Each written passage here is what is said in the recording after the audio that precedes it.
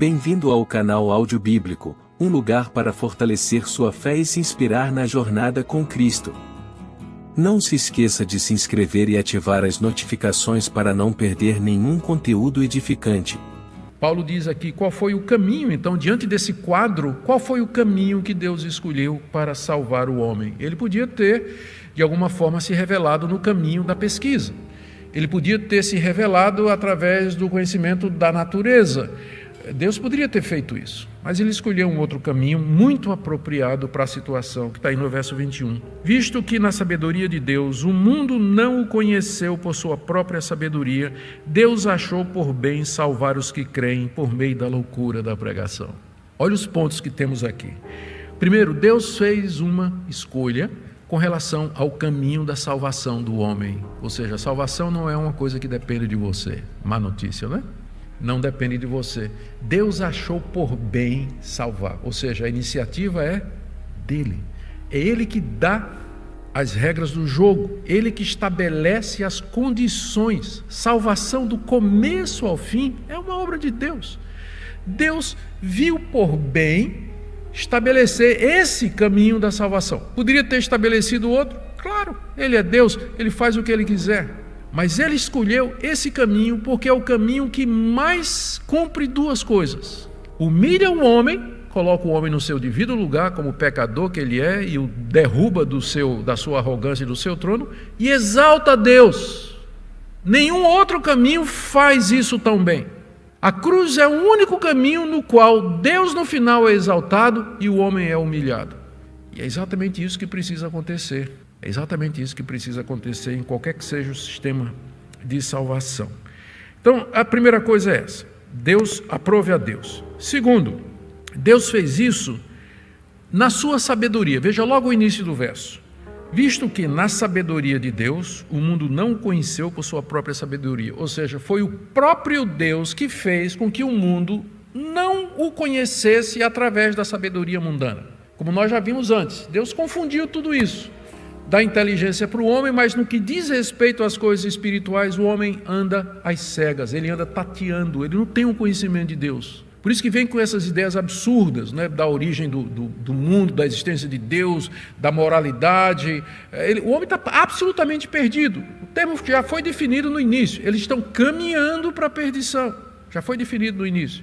Então, quem foi que fez isso? Resposta, o próprio Deus. Na sua sabedoria, Deus resolveu que o homem não se salvaria pela sua própria sabedoria, quer dizer, pela sabedoria humana.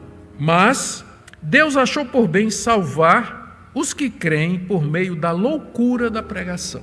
Ou seja, só há um caminho pelo qual os que se perdem podem ser salvos. É se eles crerem na loucura da pregação.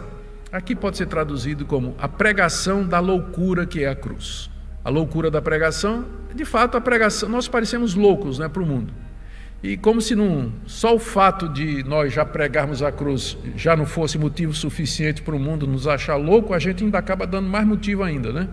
Os evangélicos acabam sempre descobrindo maneira para o mundo chamar a gente de mais doido ainda. Se a gente não fizesse nada, só pregasse a cruz, o mundo já chamava a gente de doido.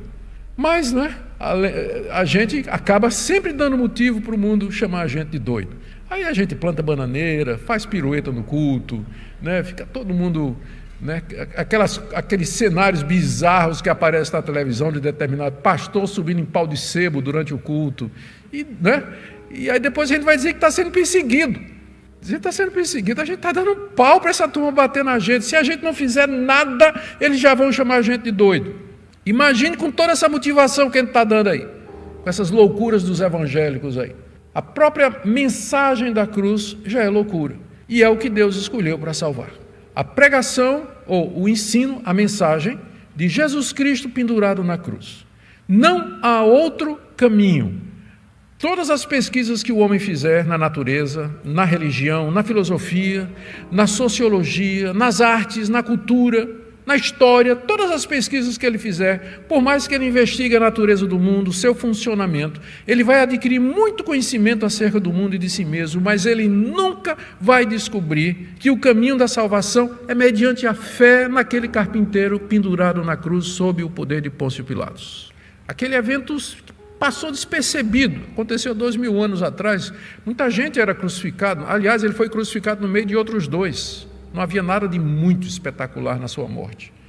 Mas aquele fato simples que passou meio que batido da história, há poucas referências fora da literatura cristã a respeito da crucificação de Jesus Cristo.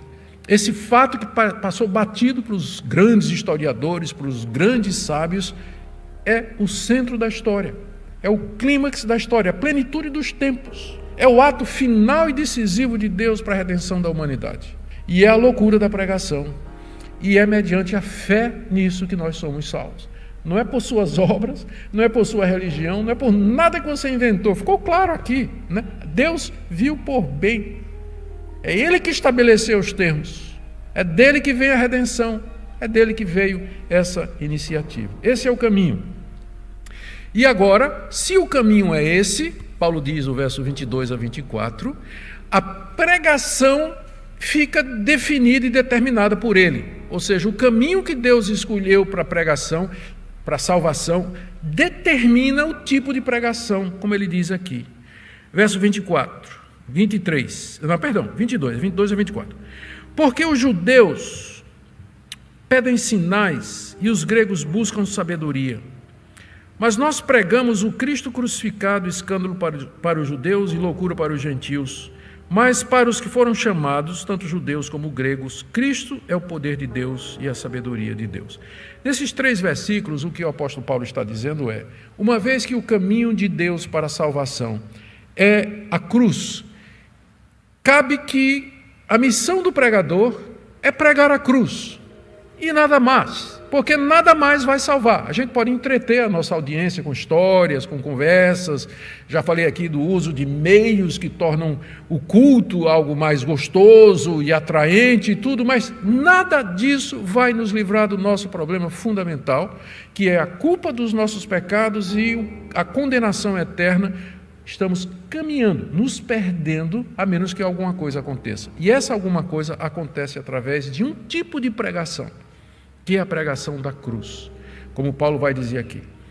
Ele não ia atender às demandas do povo da época. Ele diz aqui que os judeus pedem sinais. De fato, quando Cristo estava no meio dos judeus, os judeus várias vezes disseram assim: faz um milagre para que fique claro que você é o Messias, o Filho de Deus.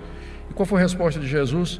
Só vai ser dado um milagre para vocês, só vai ser dado um sinal para vocês, que é o sinal do profeta Jonas. Assim como Jonas esteve 3 dias e 3 noites no ventre do peixe, assim também o Filho do Homem vai estar 3 dias e 3 noites no ventre da terra e depois ressuscitará. É o único sinal que eu vou dar para vocês. Cristo não fez milagres para atender ao desejo do povo, porque os judeus queriam: faça milagre, você não é o Cristo. Se isso fosse nos dias de hoje, né? Não faltava quem não fizesse milagre para atender a multidão, porque a multidão quer milagre ou não quer. Claro, por que vocês acham que elas enchem essas igrejas? Elas querem milagres. Querem ver sinais e prodígios. E Jesus disse: não, porque vocês estão pedindo pelo motivo errado. Vocês estão pedindo a coisa errada. Vocês deviam estar pedindo outra coisa. Porque tem coisa mais importante do que ver sinais e prodígios. Os judeus pedem milagres. E porque não viram, eles crucificaram Jesus, rejeitaram a Cristo. Enquanto isso, os não-judeus, os gregos, verso 22, eles buscam sabedoria. Ou seja, eles querem ser convencidos por meio de argumentos persuasivos de que Jesus Cristo é o Filho de Deus. E Paulo viu que isso não funciona. Pouco tempo antes dele chegar em Corinto, ele esteve em Atenas, que era a capital da cultura grega da época. E ele foi lá no Areópago, que era um grande anfiteatro, para explicar o evangelho para os atenienses, que os atenienses ouviram Paulo pregar e disseram: o que é que esse tagarela, é a palavra que está lá, o que é que esse tagarela está dizendo? Levaram Paulo lá para o anfiteatro e diz aí: o que é isso, que ideia é essa que ele está falando? E Paulo então começou a pregar o evangelho, partindo da revelação natural, falando de Deus, e foi afunilando até chegar na cruz e na ressurreição. Quando ele estava argumentando, os filósofos epicureus e estoicos, que eram os 2 ramos da filosofia mais em destaque naquela época, eles se levantaram e deixaram Paulo falando sozinho.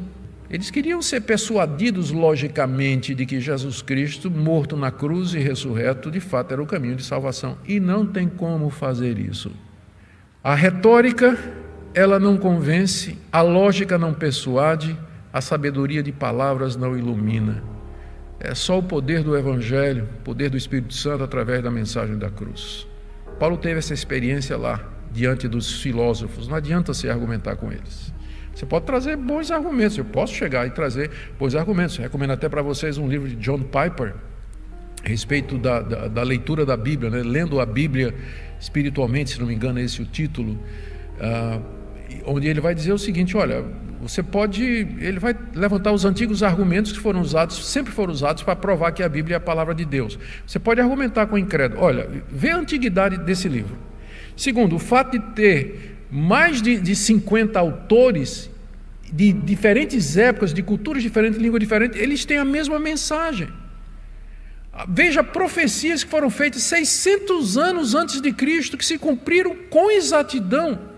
Veja o escopo da Bíblia, veja o fato de que esse livro tem 3.600 anos, é um dos livros mais antigos da humanidade, é o livro que já foi mais atacado, perseguido, destruído, procurado destruir, e ele continua sendo o livro mais vendido e lido do mundo. Isso não mostra que esse livro é de Deus sobrenatural. Você pode usar toda essa argumentação e o cara vai dizer: não, deve ter outra explicação, não creio nisso. Não é verdade? Não creio nisso não, isso é conversa. Deve ter outra explicação para isso aí. Nós vamos procurar, não sei qual a explicação, mas a ciência vai dar. Só uma questão de tempo. É exatamente o que eles dizem nas lacunas da teoria da evolução, né? A teoria da evolução não explica muita coisa que a biologia moderna já mostrou que existe, mas a resposta deles é: não explica agora, vamos esperar mais um tempo e a ciência vai trazer uma explicação. Depois chamam Deus, né? Eles dizem que nós usamos o Deus dos gaps, dos espaços, né? O nosso Deus, a gente criou Deus para poder suprir os espaços que a ciência não resolveu. E agora eles é que fazem a ciência dos gaps, dos espaços. Eles vão usar a ciência para dizer: um dia vai preencher os espaços que estão faltando aqui para a gente entender como é o mundo.